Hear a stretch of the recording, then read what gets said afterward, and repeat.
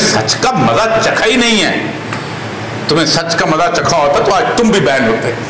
Media, bureaucracy और उसके साथ जुडिशरी, ये तीन चीजें ठीक हो जाएं, मैं आपको बताता हूं ना पाकिस्तान की एस्टेब्लिशमेंट में ताकत है। आप थप्पड़ मारेंगे रिश्वत देने वाले को तो ये मुल्क ठीक होगा। आप थप्पड़, आप कितने हैं और वो कितने, कभी सोचा है? पूरे पाकिस्तान में 4,22,000 पुलिस है, जिनमें से डिप्लॉयबल सिर्फ 1,12,000 है। आज पूरे पाकिस्तान के अंदर लोग खड़े हो जाए, 10 से 15 बंदे नहीं आते एक शहर के उसके उनके खाते में। मेरी यही बातें तो उनको अजीब लगती हैं कि लोगों के दिलों से खौफ उतारता है। खौफ बुनियादी तौर पर, फेयर इज द की, खौफ है। हम कहा करते थे जिस दिन पुलिस का डंडा एक आदमी यूं पकड़ लेता है उस दिन खत्म हो जाती है। और एक बात, मैं इतना पुरुम्मीद हूं, मैं इतना पुरुम्मीद हूं इस मुल्क के मुस्तकबिल से। आज से 10 साल पहले जो लोग जुलूस निकालते थे, उनके घरों में खाने को कुछ नहीं होता था। उनके वालिदैन सोचते थे कि मेरा बेटा जो रेडी नहीं लगाएगा तो क्या, वो लोग थे बेचारे, गरीब लोग थे। 77 में गरीब लोग थे, 74 में गरीब लोग थे, 83 में गरीब लोग थे। आज जो लोग जेल में हैं, इनके वालिदैन 20-20 साल तक उन्हें अफोर्ड कर सकते हैं। कोई लम्स का पड़ा हुआ है, कोई LSE का पड़ा हुआ है, कोई बाकी चीजों का पड़ा हुआ है। These are the hope of this country. इनका गला घोंट दिया जाएगा कॉर्पोरेट कल्चर ने। एक और बड़ी कमाल की बात करते हैं हमारे, मेरा दोस्त है उनका बहुत मशहूर और भी बहुत सारे उसके साथी ऐसे हैं, कहते हैं कि बुनियादी तौर पर सहाफी जो है ये तो इसकी कोई राय नहीं होती। वाह, तो फिर तो दफन कर दो जफर अली खान को, इसने पाकिस्तान मूवमेंट के साथ लगाया। फिर तो दफन कर दो मोहम्मद अली जौहर को, अबुल आला मौदूदी का तर्जमान दफन कर दो। अच्छी वो गरीब बात है कि सहाफी जो है वो उसकी कोई राय नहीं होती। राय के बगैर कौन है जो सहाफत जिसने की हो? पूरी दुनिया ओपिनियनेटेड जर्नलिज्म पे चलती है। नॉम चॉम्स्की कौन है? सैमर हर्ष कौन है? ये लोग कौन है जो लिखते हैं? आखुरवाड कौन था? हर बंदे की राय होती है। पाकिस्तान में ह्यूमन राइट्स का मसला पहले 2 लोगों की जिम्मेदारी से खराब हुआ था, अब तीसरा मीडिया इसमें शामिल हो गया। उनको मालूम हो गया है कि हमने बड़ी बड़ी ताइश पसंद, किसी का हमने फार्म हाउस बन गया पैसों से। मैं बताता हूं, मैं जब सिविल सर्विस से रिटायर हुआ था, मेरे पास इतने पैसे नहीं थे कि मैं अपना घर बना सकूं, गाड़ी ले सकूं। मेरे पास ना गाड़ी थी, लेकिन मीडिया के पैसों से मैंने घर भी बना लिया, मैंने गाड़ी भी ली। तो मुझे तो बुरा लगेगा ना यार, मैंने मेरा घर बना है, मेरी गाड़ी बनी है। और फिर सबसे बड़ी बात यह है कि मुझे लोग पसंद भी करते हैं और मुझसे मोहब्बत भी करते हैं, और मैं मीरा से ज्यादा पॉपुलर भी हूं दुनिया में, तो मुझे लोग अच्छा समझते हैं।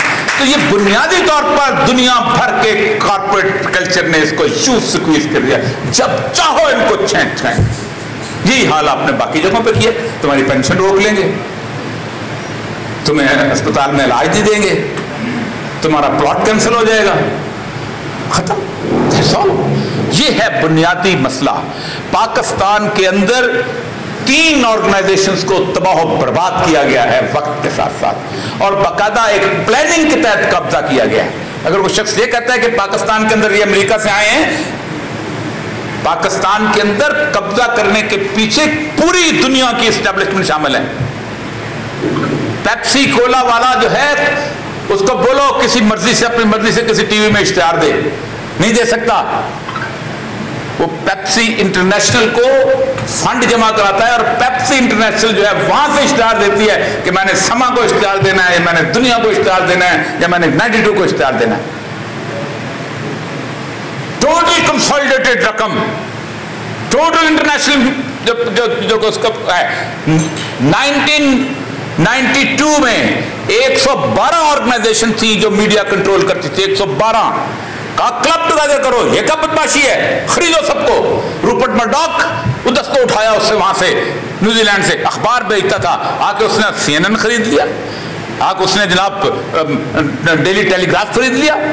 3 कंपनी मेजर रह चुकी हैं जिनके पास दुनिया का 97% मीडिया है। Walt Disney 38%, Rupert Murdoch news corporation 27%, और उसके बाद टर्नर्स, टीजी टर्नर्स उसकी, और बाकी 2 छोटी छोटी कंपनी। ये कौन लोग हैं जो उठ के अल जज़ीरा पे खरीद लेते हैं? ये कौन लोग हैं? ये मेरे जैसा बंदा जिसको आम आदमी था, जो बेचारा मोटरसाइकिल पे चलता था, अचानक वो टीवी के एंकर बनता है, उसको ब्रांडेड कमीज सलवार पहनी है, ब्रांडेड सूट पहनता है, वो शानदार के उनकी बर्बरी की परफ्यूम लगाता है, फिर 2-3 उसकी गर्लफ्रेंड भी हो जाती हैं, और वो उसके बाद समझता है यार मैं कितनी अच्छी जिंदगी गुजार रहा हूं, क्योंकि जाहिर बात है वो आइकॉन है। और फिर उसके अंदर एक अजीब गरीब सा साफी खड़े होता है कि जनाब ओरिया मकबूल जान और इमरान रियाज जो हैं ये रेटिंग के लिए करते हैं गुफ्तगू के ऊपर, कहते हैं इन्होंने अपने लिए रेटिंग के लिए, सच बोलने को तुम लोग रेटिंग कहते हो, तुम्हें सच बोलना आता ही नहीं है, इसलिए कि तुमने भी F11 के अंदर तुम्हारा घर बन चुका हुआ है और तुम्हारे उसके साथ बाकी जगहों पर तुम्हारी जिंदगी की आसाइशें बन चुकी हैं, तुम्हें सच का मजा चखा ही नहीं है। तुम्हें सच का मजा चखा होता तो आज तुम भी बैन होते। मीडिया, ब्यूरोक्रेसी और उसके साथ जुडिशरी, ये 3 चीजें ठीक हो जाएं, मैं आपको बताता हूं ना पाकिस्तान की एस्टेब्लिशमेंट में ताकत है। मैं चागी में डिप्टी कमिश्नर था, एक स्मगलिंग रूट होता था जिसके ऊपर FC की पोस्टों के ऊपर जिसे कहते हैं चेक पोस्ट होती थी, उसमें एक कप्तान साहब जो थे वो चले गए, उन्होंने जाके तो चेकिंग शुरू कर दी।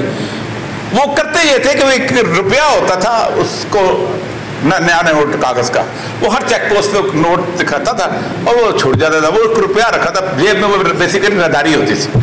आखिर में 25,000 रुपये दे देता था जाके, अब हिसाब किताब करना।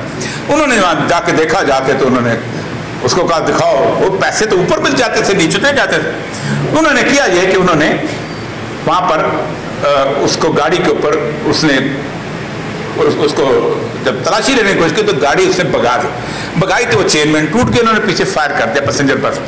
अब बलूचिस्तान में बहुत बड़े घर होते हैं, उनके अंदर वो गाड़ी अंदर चले गई, उसने छुपा लिया उसका। मुझे सुबह कर्नल साहब ने रिपोर्ट भेजी कि हमारे 6-7 बंदे जो हैं उनको इस तरह उन्होंने जख्मी करके गए हैं और ये और चेन टूट गई। मैं वहाँ गया, वहाँ 3 लोगों को उन्होंने जख्मी कर दिया, मतलब पैसेंजर्स को जख्मी करने के बाद उन्होंने उसको, बेचारा गरीब आदमी वो इलाज का था, मैंने उन 6 लोगों के ऊपर 307 का पर्चा काट दिया। कर्नल साहब ने ये किया, हार्बरिंग दी पीपल, उन्होंने उनको लेके एक फ्लैग पास किया पूरे चागी के अंदर कि ये मैं 5-6 बंदे जिन पे पर्चा कटा है मैं उनको साथ लेके जाता हूँ। मैंने कर्नल साहब पे हार्बरिंग क्रिमिनल्स का पर्चा काटा। अख्तर मैंगल साहब बड़े कमाल, आजकल तो बड़ी और चीजें, उस वक्त चीफ मिनिस्टर होते थे, उनको बड़ा लगा, उन्होंने कहा अगर आज मैंने इस DC को चेंज किया तो मेरी तो वोट खत्म हो जाएंगे। They called Nawaz Sharif to send that to change me। और कोर कमांडर साहब वहां गए, उन्हें चेंज किया। नहीं कर सकते अगर आप खड़े हो जाएं पाकिस्तान में सिर्फ 3 लोग, और 3 लोगों को सपोर्ट किसने करना है? आपने। ब्यूरोक्रेसी को आप कहें कि भाई तुम गलत करते हो। मैं एक बताऊं, मैंने एक बंदा आया, उसने मुझे कहा कि फला जो है तहसीलदार वो मुझे नहीं देता, फर्क नहीं देता, मैं क्या करूं? मैंने कहा कितने लोग थे वहां? कहता 100 लोग थे। मैंने कहा जाओ उसके मुंह पे थप्पड़ मार के मैं देखता हूं कैसे तुम्हें फर्क नहीं देता।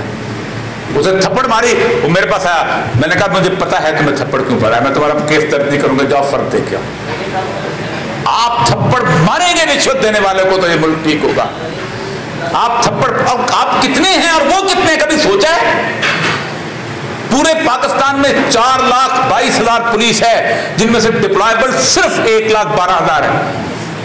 आज पूरे पाकिस्तान के अंदर लोग खड़े हो जाए, 10 से 15 बंदे नहीं आते एक शहर के उसके उनके खाते में। मेरी यही बातें तो उनको अजीब लगती हैं कि लोगों के दिलों से खौफ उतारता है। खौफ बुनियादी तौर पर, फेयर इज द की, खौफ है। हम कहा करते थे जिस दिन पुलिस का डंडा एक आदमी यूं पकड़ लेता है उस दिन खत्म हो जाती है। और एक बात मैं इतना पुरुम्मीद हूं इस मुल्क के मुस्तकबिल से, आज से 10 साल पहले जो लोग जुलूस निकालते थे उनके घरों में खाने को कुछ नहीं होता था। उनके वालिदैन सोचते थे कि मेरा बेटा जो रेडी नहीं लगाएगा तो क्या, वो लोग थे बेचारे, गरीब लोग थे। 77 में गरीब लोग थे, 74 में गरीब लोग थे, 83 में गरीब लोग थे। आज जो लोग जेल में हैं इनके वालिदैन 20-20 साल तक उन्हें अफोर्ड कर सकते हैं। कोई लम्स का पड़ा हुआ है, कोई LSE का पड़ा हुआ है, कोई बाकी चीजों का पड़ा हुआ है। These are the hope of this country. Visa का हो, मुझे किसी तौर पे मायूसी नहीं। वाखिर दावाना अल्हम्दुलिल्लाह।